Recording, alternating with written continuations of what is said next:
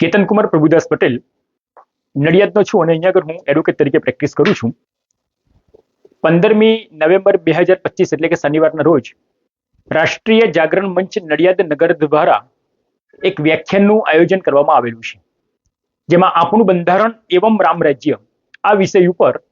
સર્વોચ્ચ ન્યાયાલયના સિનિયર અધિવક્તા એવા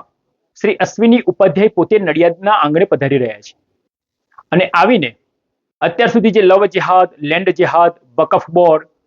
નિયંત્રણ કાનૂન બોર્ડ એ પ્રકારના જે હિન્દુ અને સનાતની પ્રજાને રંજાડવા માટે જે લોકો વિધર્મીઓ અત્યારે એક કૃત્ય આચરી રહ્યા છે તેની સામે ભારતના બંધારણની જોગવાઈ અને જે એ પ્રકારના કાયદા છે કે જે અંગ્રેજો વખતના કાયદા છે, જે કાયદામાં ઘણા બધા સુધારાની જરૂર છે, એના માટે વકીલ મિત્રો અને સમાજના લોકોની અંદર જાગૃતતા થાય એ માટે નડિયાદના નગરની અંદર આ પ્રકારના કાર્યક્રમનું આયોજન કરવામાં આવેલું છે. 2500 થી વધારે